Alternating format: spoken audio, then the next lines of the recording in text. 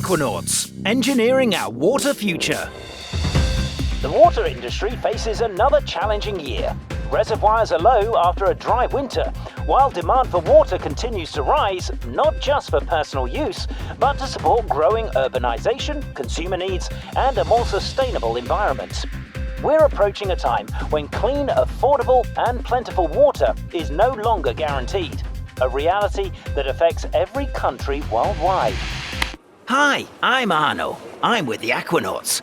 We're wild about water and how to make sure there's enough for everyone who needs it, now and in years to come. Activate Aquanauts! So, water, what's there to know?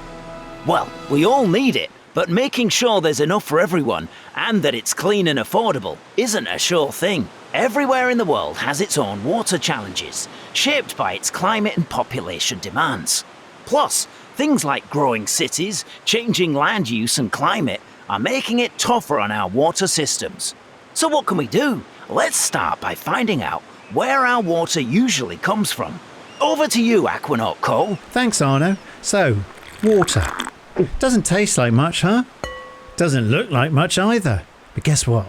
This simple glass of water has been on some wild rides. It's easy to forget how special water is when it just pours out every time we turn on the tap.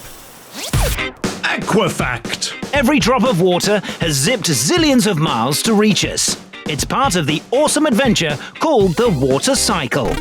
And think about this. All the water we have has been around forever. Some of the water you drink may even have been slurped by a dinosaur. Water just keeps looping around our planet, getting recycled again and again. That's why we call it the water cycle. And it all starts out at sea. Ahoy there, Aquanaut Hudson! Here in the vast blue ocean, the sun heats the watery waves every day, creating a mist of vapour which is lighter than the surrounding air, and so floats upwards into the sky, just like steam from your kettle. As the vapour rises, it cools and squishes up into tiny drops of water. Ever noticed how your bathroom mirror fogs up during a hot shower? It's basically the same trick. Whoa, it's pouring cats and dogs! Billions of tiny water drops have teamed together to form clouds. But as they group together, they become bigger and heavier than the surrounding air. And when a cloud can't hold on anymore, down they come as rain, snow, or hail. And when rain hits land, it either flows into streams, lakes, and rivers, which takes it back to the sea, or it might be absorbed into the ground, filling natural underground stores called aquifers. Now, whilst river water is clean enough to support wildlife, it isn't always safe for us to drink until it's been treated. So, how's that done? Back to you, Cole. Here at a water treatment plant, the first job is to remove big stuff like branches, leaves and even plastic bags that have been taken for a ride. Water is then processed through different types of sand and other filters to remove dirt and other particles, a bit like a magnet picking up metal objects. After it's been treated, a very small amount of chlorine is added to kill any remaining organisms and bacteria. It also helps keep the water safe, right up until it reaches your tap, whether that's in the kitchen or your bathroom. Whilst that sounds quite a speedy process, here's a thing. Once evaporated from the sea, those water drops can hang around in the atmosphere for around 9 days. Now, whilst that sounds an age, it's the briefest part of the water cycle. When water falls back to Earth, it might hang around in a number of places. It might be on the ground for a month or so, but if it trickles down into an aquifer, it might remain there for 200 to 300 years. And if it goes really deep, it could be there for 10,000 years. But that's still quite a short period of time. If the rain fell onto the North Pole and became part of a glacier, well, see you again in 900,000 years.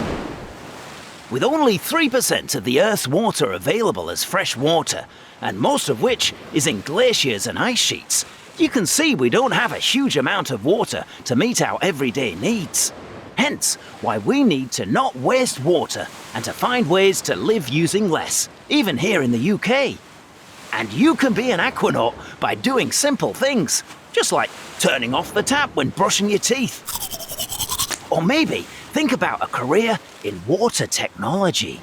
Water workers! There's a wide range of jobs across the water sector, and today's water worker is... Water treatment engineers. They design, manage and improve the water treatment processes we've looked at to get water to our taps that's safe to drink. They also use systems inspired by nature.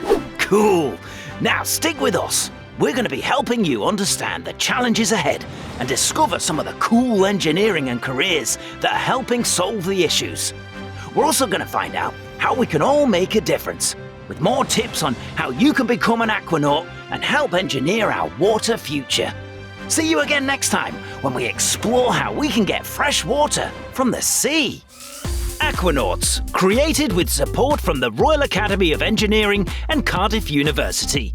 If you'd like to find out more about engineering our water future, visit funkidslive.com/water.